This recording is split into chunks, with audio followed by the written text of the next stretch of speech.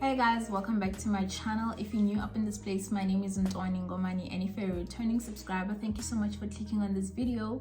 Thank you guys so much for watching all my previous videos in the series. We are still going on discussing everything and anything to do with my London move, and yeah, today I want to talk about the interview process. So you've decided you want to move abroad, you've looked for the perfect opportunity, and you now need to get into that interview and sell yourself. And I think this gels in well. In the past couple of days, I've had a conversation with a partner here in London. I was asking him, why do you guys recruit so much people from South Africa? And he says to me, you guys know your stuff, okay? You guys know the job. We already know you guys are competent, and we don't need to teach you guys how to audit anymore. And sort of like, you have an accounting background, so that is a plus to the employers here, right? Because a lot of people who are trainees here do not have an accounting background, and maybe that's one thing that a lot of us come into these opportunities and we don't know that the people who will be managing, the people who will be working with, basically the trainees, they do not have any accounting background. They don't know debits, they don't know credits. They are just people who did other degrees and then just decided to write the 15 board exams for the ACA qualification, right? So they take on those people to be trainees, but they recruit us to come and basically senior the jobs and sort of like manage the jobs in a way, because we already have the knowledge, we already have the skill. So I want to start off this video on that and incorporate it into the interview. So already when you walk into the interview, right, you are somebody who already has almost 3 years of experience in this thing.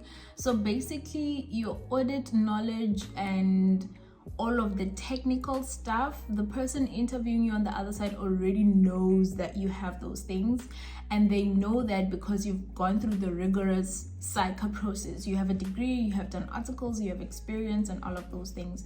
So basically, what is this interview about? All right, if they know that you already have the skills, what more could they possibly want from you? Because now is the time where you should be selling that skill to them. But I think, and personally from my experience, was that what they want from you is basically to know you as a person.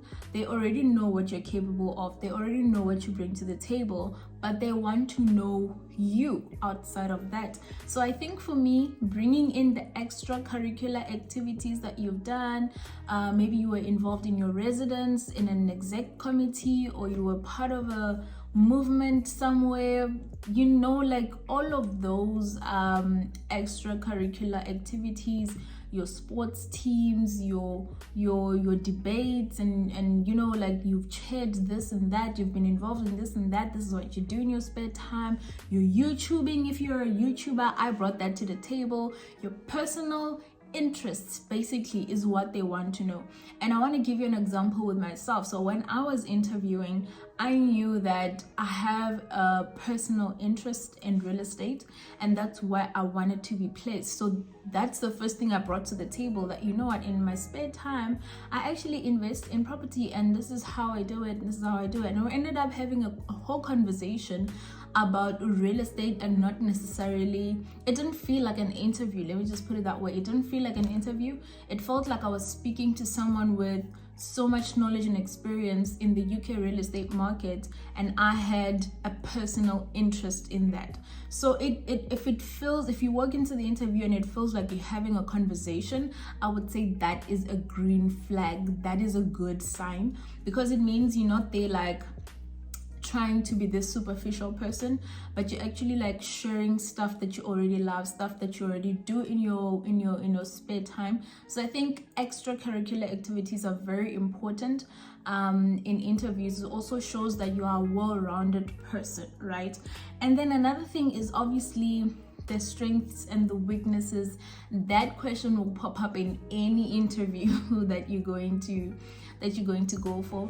And I think this question is not necessarily about the actual strength and the actual weakness. I think this question is all about self-awareness, are you aware of yourself? Are you aware of what strengths you have? Are you aware of what weaknesses you have? And are you aware of ways to fix or work on your weaknesses? So I think it's more of a self-awareness question than it really is about what the actual strengths and the weaknesses are. Another thing that they tend to ask is, why do you want to join our firm? And a lot of people have a lot of different answers to this question, but especially for me, when I was considering moving here and they asked me, why do you want to join BDO, right? For me, you need to go back to what sold that company to you. I mean, I could have gone with any of the big four, any other audit firm basically, but why did I choose this one specifically? And I think that's where like a little bit of research and a little bit of read up and maybe speaking to people who are already at that firm could help in a bit, because you tend to know like, okay, you guys do this differently to that company, and this is what I like about it. For me personally, it was the fact that the work environment and the atmosphere at the company that I work for was more important. I want to put it that way, like it was being recognized by senior management. So things like your mental health, like your health and wellness, it's really a big thing. That culture is really a big thing at the firm I work for compared to all the other firms. So that's what attracted me to this firm, and that's what I said in the interview. Like, I like how you guys take into account people's mental health, give people off days. Like it's a good work environment from what I heard from people who are working from there, because guys, people who are working there already are the best people to give you feedback on what the environment is like. If people are working overtime and they're not claiming the overtime, if people are not being given leave when they ask for it, if people are not even encouraged to ask or to get leave, like it's sort of like looked down upon, like, oh, you're always getting leave or you're always taking time off, that can be a bit of a red flag. So for me, it was important that the employer that I work for next is a place that will cultivate my mental health. And that is my reason why I wanted to, like, it doesn't have to be anything deep, like, oh my god, your processes are not, guys, you have no idea about their processes, okay? The only thing you would know is stuff that you've heard from other people. And so make it as simple as possible. Just say, you know what, you guys do this and this, or you guys have these and this programs, that is what I'm really interested in, and I think joining you guys will help me get access to those programs. So that's basically how you would go on about that. I think the last thing is asking questions. Asking questions is a natural, okay, maybe let me say natural, but it's a very necessary part of any interview. So an interview is like a two-way street, right? But they ask you the questions first, and then later on at the end of the interview, you have the opportunity to ask questions. And I think a lot of us miss this opportunity, and we don't go in there prepared with questions that we want to ask. We don't go in there like knowledgeable enough to ask questions, or we feel like, oh my god, this is an interview, they should be asking me the questions and I shouldn't be asking them. But I think, look at it like this, it's also an opportunity for you to get to know your employer or your potential employer. Ask things about overtime, if overtime is I don't know, but like for me, overtime was important, guys. I wasn't willing to work for free, so overtime is like, if I'm gonna work overtime, please pay me, okay? So ask things about like overtime, like, do you guys pay overtime?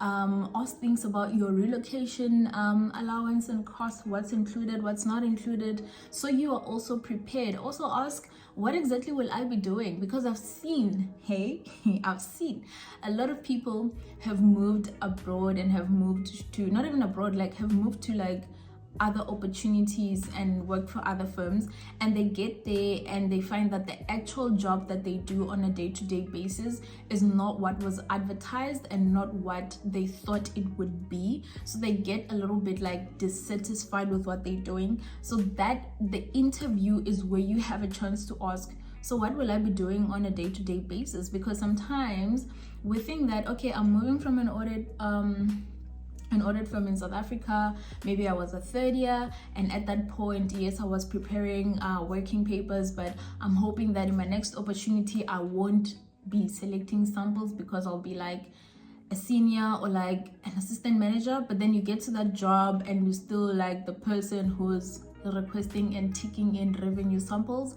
So that it helps to manage that expectation in the interview, to say, look, I'm coming from this job and this is what I used to do on a daily basis. What am I gonna do there?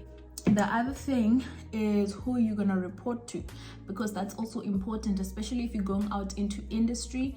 That is important to, let's say you're aiming to be like the CFO or the CFD of a company, right? And you're coming in as an FM maybe, or like a group accountant or something similar to that. It's important to know who you report to, so you can gauge how many people are in between you and the ideal position that you want to be.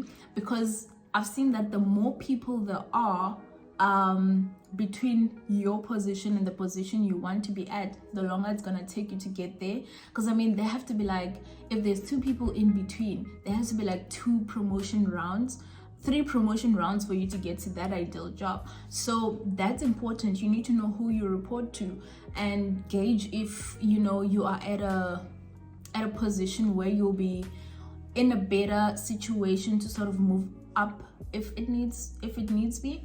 And then the last thing, which if you're getting a job through a recruiter, recruiters tell you, no, don't ask about the salary, the salary, lift the salary up to us. But guys, I think it's important to ask about the salary, because at the end of the day, you are the one doing the job. It's not your recruiter, right? So you need to know if you are satisfied with the salary that they're putting on the table.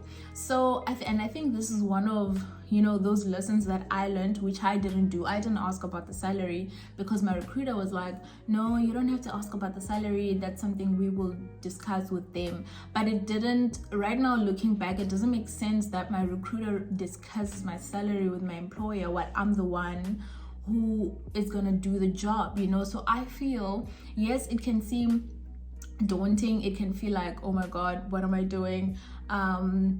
It can feel so uncertain and so scary, but have the conversation. Ask, so like, what is your guys' minimum offer? Because you don't want a situation where you wait to get your interview results 3 weeks, and then they come back with like a ballpark figure that you're not happy about. So I think straight up in the interview, when you ask about the salary and have a conversation, you can now gauge if they are open also to negotiating the salary, because that's another thing. This is not articles, guys. This is your career, so you need to make sure you're starting it off on the right foot. So salary conversations and negotiations are very important. Bring it up in an interview if you need to, and also just make sure that you have done your research before you bring it up, because you don't want to get to a point where they ask you, yeah, so what is your expectation, but you have no idea what the market is paying for a newly qualified CA in that country and in sort of that position, right? And then the last thing for me with the interview process is ask about the hours, guys. The hours are important. How long do you guys expect me to work, or how long am I supposed to work in a day? That is extremely important, because I think I've mentioned this before, that I had a job that was offering me over R1 million when it's converted to rands. It was over R1 million per annum, but they expected me to work 15-16 hour days, and I just was not about that. So it's important to ask about the hours. Know if you will need to work a normal 9 to 5, or it's gonna be an extra hours, and if it's gonna be extra hours, will those be paid, or is that built into your package? Ask about these things. That's what the interview is for. As much as they are interviewing you for your skills, you also need to interview them for the capability and the work environment and the salary that they're giving you. So that was my tips on the interview process. It's really about getting to know you guys. It's not really about the technical. It's not really about the audit skills and whatnot. I mean, softwares and audit methodology you can always learn with any company that you go to, but I think the kind of person you are is what really matters a lot in these interviews, and that's the deciding factor of whether or not we decide to take this person on to be a part of our staff, and at that point probably part of management, because you'll be going in probably as like an assistant manager or like a manager. So that is all from me, guys. Thank you so much for watching this video. I hope you guys enjoyed it. Drop down a comment below if there's anything that stood out for you, or if you do have any questions. Otherwise, I will see you guys in my next video. Please don't forget to subscribe if you haven't already. Bye.